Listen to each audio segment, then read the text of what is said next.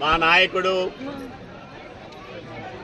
మాన్య ముఖ్యమంత్రి వర్యులు నారా చంద్రబాబు నాయుడు గారి జన్మదిన సందర్భంగా 10 రోజుల పాటు ప్రగతి పండగ పేరుతో వివిధ అభివృద్ధి కార్యక్రమాలను ప్రారంభం చేసుకుంటున్నాం. పలు పనులకు శంకుస్థాపనలు కూడా చేస్తున్నాం.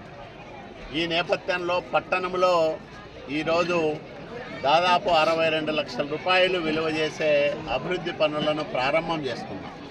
ఒకటి పైప్ లైన్, రెండోది సీసీ రోడ్డు, రెండు కూడా 30 లక్షల పైన ఒక్కొక్క పని విలువ చేసేది.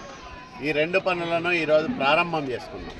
అట్లాగే రాయదుర్గం పట్టణం రాష్ట్రం అనేక ఆర్థిక ఇబ్బందుల మధ్య సతమతమవుతున్నాం. ఆర్థిక పరిస్థితి ఏమాత్రము సహకరించకపోయినా ఆయన అడిగింది కాదనుకోకుండా చంద్రబాబు నాయుడు గారు రాయదుర్గానికి నిధులు ఇస్తూ ఉన్నారు. దాంట్లో భాగంగా రాయదుర్గం పట్టణానికి ఇప్పటికే ఒక 10 కోట్ల రూపాయలు వివిధ పద్ధతుల కింద నిధులు అందాయి.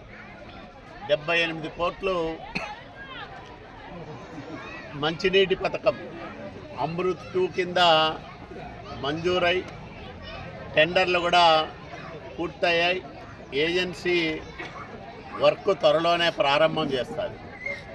దీనికి తోడు పట్టణంలో అనంతపురం రోడ్డులోని అసంపూర్ణ రైల్వే వంతెన పూర్తి చేయడానికి జాతీయ రహదారుల సంస్థ 46 కోట్ల రూపాయలు నిధులను ఈ మధ్యనే మంజూరు చేసింది. ఇవి కాకుండా డిఎఫ్ఐడి పథకం కింద మరో 30 కోట్ల రూపాయలు త్వరలోనే అందే అవకాశాలు ఉన్నాయి. ముఖ్యమంత్రి గారితో మొన్న జిల్లా సమీక్ష సమావేశంలో 50 కోట్ల రూపాయలు కావాలని అడిగితే ఆయన దీనిని ప్రాధాన్యంలో పెట్టి చేయమన్నాడు. దాంట్లో భాగంగా 3 రోజుల కిందటే మున్సిపల్ కమిషనర్ గారికి సమాచారం వచ్చి 30 కోట్లకి రివైజ్డ్ డిపిఆర్ సమర్పించండి, డిఎఫ్ఐడి కింద నిధులు ఇస్తామని వాళ్ళు సమాచారం ఇస్తారు. అంటే డిఎఫ్ఐడి నిధులు 30 కోట్లు, అమృత్ 2 కింద 78 కోట్లు, 46 కోట్లు జాతీయ రహదారుల సంస్థ నుంచి ఇవన్నీ కలుపుకుంటే 160 కోట్లకు పైగా నిధులతో రాయదుర్గం పట్టణాన్ని ఈ హయాంలో అభివృద్ధి చేయబోతా ఉన్నాం. ఇది ప్రజలెవరు ఊహించి ఉండరు, నేను కూడా ఊహించి ఉండాలి ఇన్ని నిధులు తీసుకొస్తాను. అంటే మా ఊహకందని విధంగా ప్రజల అంచనాలను మించి మేము అభివృద్ధి పనులు చేస్తూ ఉన్నాం.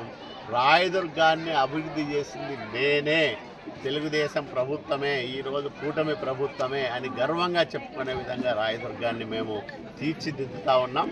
రాయదుర్గానికి ఆధునిక హంగులను అద్ది ఒక మంచి పట్టణంగా దీన్ని తీర్చిదిద్దే పని ముమ్మరంగా చేస్తూ ఉన్నాం. ఈ కార్యక్రమంలో మాకు సహకరిస్తున్న మంత్రులకు, అధికారులకు, ముఖ్యంగా మంత్రి గారికి, ముఖ్యమంత్రి గారికి మేమందరం కూడా రుణపడి ఉంటాం. అందుకనే రాష్ట్రంలో ఎక్కడా జరగని విధంగా 10 రోజుల పాటు ముఖ్యమంత్రి గారి జన్మదిన వేడుకల్ని రాయదుర్గం నియోజకవర్గంలో అంగరంగ వైభవంగా నిర్వహిస్తూ ఉన్నాం. అనేక మంది మంత్రులు, ఎమ్మెల్యేలు, ఎంపీలు ఈ నియోజకవర్గానికి వచ్చి ఈ కార్యక్రమాల్లో పంచుకోబోతూ ఉన్నారు. కాబట్టి ఈ గొప్ప పండగని ప్రతి రాయదుర్గం పౌరుడు గర్వంగా చెప్పుకునే విధంగా చేసుకోవాలని నేను ప్రజానీకానికంతా కూడా విజ్ఞప్తి చేస్తాను.